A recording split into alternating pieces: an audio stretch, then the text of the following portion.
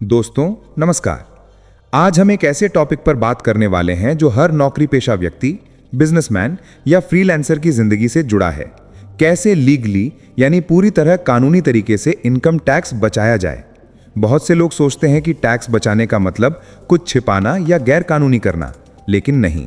भारत सरकार ने खुद टैक्स कानूनों में कई ऐसे रास्ते दिए हैं जिनका इस्तेमाल करके आप वैध तरीके से टैक्स बचा सकते हैं। चलिए एक एक करके सारी बातें बहुत आसान भाषा में समझते हैं। मान लीजिए आप एक सैलरीड पर्सन हैं। आपकी सैलरी में कई एलिमेंट्स होते हैं जैसे HRA, PF, मेडिकल, LTA वगैरह। ये सारे कंपोनेंट्स टैक्स बचाने के मौके हैं। जैसे अगर आप किसी मेट्रो सिटी में किराए के घर में रहते हैं तो आप HRA यानी हाउस रेंट अलाउंस का दावा कर सकते हैं। बस जरूरत है किराए की रसीद, और अगर सालाना किराया 1 लाख से ज्यादा है तो मकान मालिक का पैन नंबर। सिर्फ HRA का सही क्लेम करने से ही बहुत लोगों का सालाना टैक्स 30 से 40 हजार रुपए तक कम हो जाता है। अब आते हैं सेक्शन 80C पर। यह सबसे पॉपुलर टैक्स सेविंग सेक्शन है। आप इसमें सालाना 1.5 लाख रुपए तक इन्वेस्टमेंट कर सकते हैं और वो पूरा पैसा आपकी टैक्सेबल इनकम से घट जाएगा। अब सवाल है कहां इन्वेस्ट करें। ऑप्शंस हैं PF यानी provident fund, ELSS mutual fund, life insurance premium, PPF यानी पब्लिक प्रोविडेंट फंड, NSC यानी नेशनल सेविंग सर्टिफिकेट, और बच्चों की स्कूल फीस भी इसमें आती है। मतलब अगर आप इन जगहों पर इन्वेस्ट करते हैं तो सीधे 1.5 लाख रुपए तक की इनकम टैक्स फ्री हो जाएगी। अब आते हैं सेक्शन 80D पर, यानी हेल्थ इंश्योरेंस। आप अपने पत्नी, बच्चों और माता पिता के हेल्थ इंश्योरेंस प्रीमियम पर टैक्स छूट पा सकते हैं। अगर आपकी उम्र 60 साल से कम है तो आप अपने परिवार के लिए 25,000 रुपए तक, और अगर माता पिता सीनियर सिटीजन हैं तो उनके लिए 50,000 रुपए तक का डिडक्शन पा सकते हैं। मतलब कुल मिलाकर 75,000 रुपए तक टैक्स सेविंग सिर्फ हेल्थ इंश्योरेंस से है।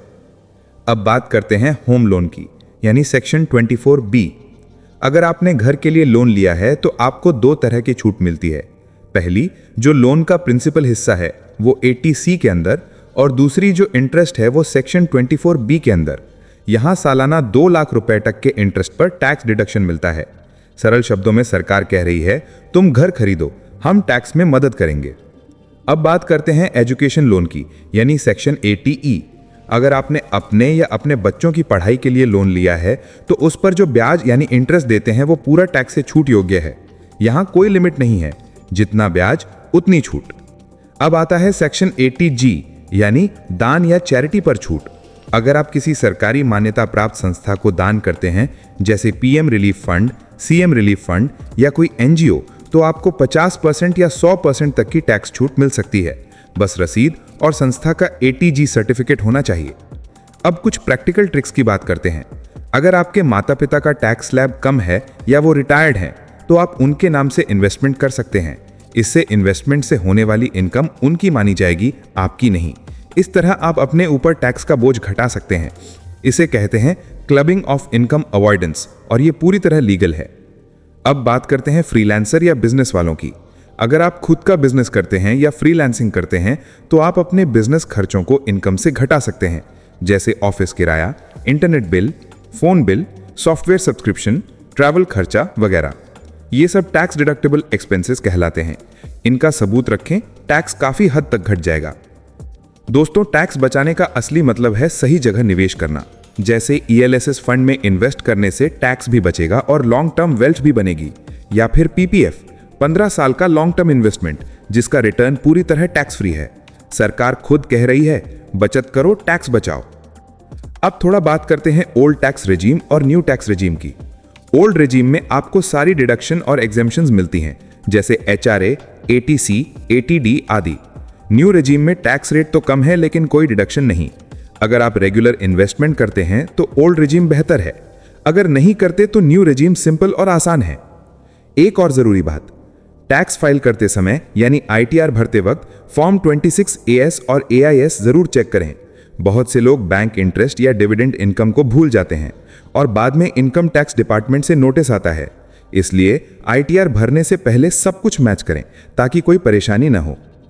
अब एक रियल लाइफ उदाहरण लेते हैं। राहुल नाम का एक व्यक्ति है जिसकी सालाना सैलरी 10 लाख रुपए है। उसने 1.5 लाख का ELSS और PF में इन्वेस्ट किया, 25,000 का हेल्थ इंश्योरेंस लिया और 1,80,000 का होम लोन इंटरेस्ट दिया। इससे उसकी टैक्सेबल इनकम करीब 3,50,000 रुपए कम हो गई। पहले उसे 1 लाख टैक्स देना पड़ता, अब सिर्फ 50,000, यानी स्मार्ट प्लानिंग से आधा टैक्स बचा लिया। अंत में बस एक बात, टैक्स बचाने की सबसे अच्छी स्ट्रैटेजी है टाइम से प्लान करना। मार्च का इंतजार मत कीजिए, अप्रैल से ही धीरे धीरे इन्वेस्ट करना शुरू कीजिए। इससे साल के अंत में हड़बड़ी में गलत इन्वेस्टमेंट नहीं करना पड़ेगा। हर इन्वेस्टमेंट का मकसद होना चाहिए टैक्स बचाना, रिटर्न कमाना और भविष्य सुरक्षित रखना।